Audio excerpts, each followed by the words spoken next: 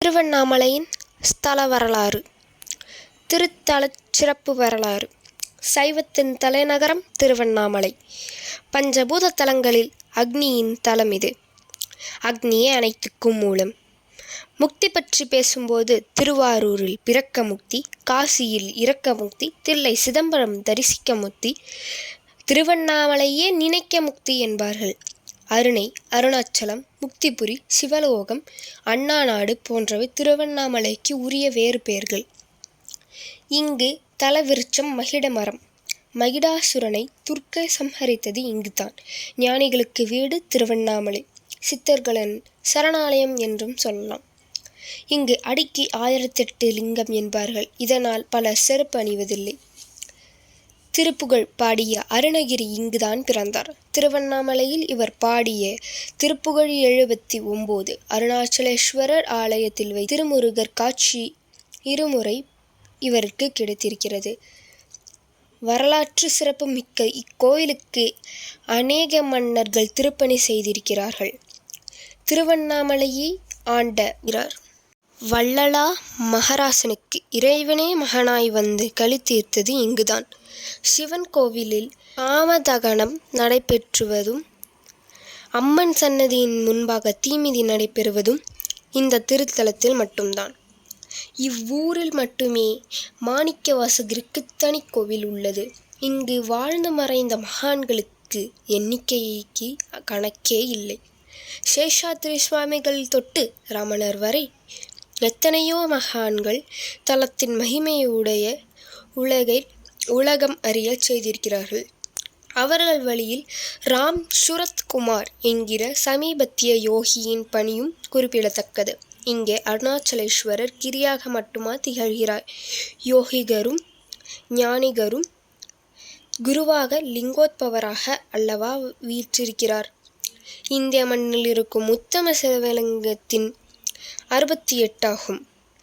இவற்றில் குறிப்பிடத்தக்கவை கயா, பிரயாகை, ஸ்ரீசைலம், மதுரா, கோதாரம், கைலாயம், காஞ்சி, காசி, திருவாரூர், சிதம்பரம், ராமேஸ்வரம் முதலியனவாகும். இவற்றில் யாகம், தானம், நீராட்டல் செய்து முக்தி பெற்றவை பெறுவது எல்லோருக்கும் சாத்தியமாகின்ற காரியமில்லை. இயலாதற்கு எண்ணிய போதே எளிதில் முக்தி அளிக்கின்ற தலம் திருவண்ணாமலை. சிவனுக்குரிய தலம் மட்டுமல்ல, அவனுடைய பிரியத்திற்குரிய புனித தலமும் திருவண்ணாமலையே. இத்தலத்தை வந்தடைய 9 வழிகள் உண்டு. எவ்வழியில் வந்தாலும் 10 கல் தொலைவில் இருக்கும் போதே அருணகிரி அற்புதமாக காட்சி தரும். அருணாச்சலம் கைலங்கிரியும் உயர்வானதாக மகான்கள் கருதப்படுகின்றது. ஞானிகளும் யோகிகளும் சாதுகளும் தேவர்களும் தேடி வந்து வழிபடுகின்றனர். எல்லா உயிர்களும் இது ஆதாரத்தலம். எனவே ஏதாவது ஒரு பொழுதில் எல்லோரும் இந்த மண்ணில் கால் பதிக்கும்படியாகும். கடுமையான சாதனைகள் எதுவுமின்றி ஞானத்தை கையளிக்கும் இடம் திருவண்ணாமலை. சாதர்களுக்கு தன் முயற்சியில் தானாகவே ஞானம் வந்துவிடுகிறது. பாவத்தை மட்டுமின்றி ஆணவத்தையும் இறக்கி வைக்கும் இடம் திருவண்ணாமலை. அடிமுடி காண முயன்ற ஐயனும் அறியும் அகந்தை இழந்த இடமல்லவா இது.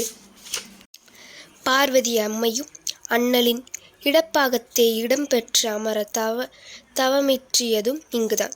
அருணன் என்றால் வினைகளை அகற்றுபவன் என்று பொருள் கொள்வர். அருணாச்சலத்தை கண்டவுடன் அது நாள் வரை ஒருவன் பெற்றிருந்த வினை பயன்கள் முற்றாய் அழிகின்ற என்பதில் ஐயம் இல்லை. திருவண்ணாமலையில் செயல்படுகின்ற யாகமும் தானமும் நீராட்டலும் தியானமும் செபமும் அளவற்ற நன்மை மலையை சிகரத்தை சற்றே நோக்கிடும் கர்மாக்கள் தொலைகின்றன. மனதாலும் வாக்காலும் உடலாலும் புரிந்த தீமைகள் எல்லாம் ஒரு பார்வையில் அழித்து விடுகின்றன.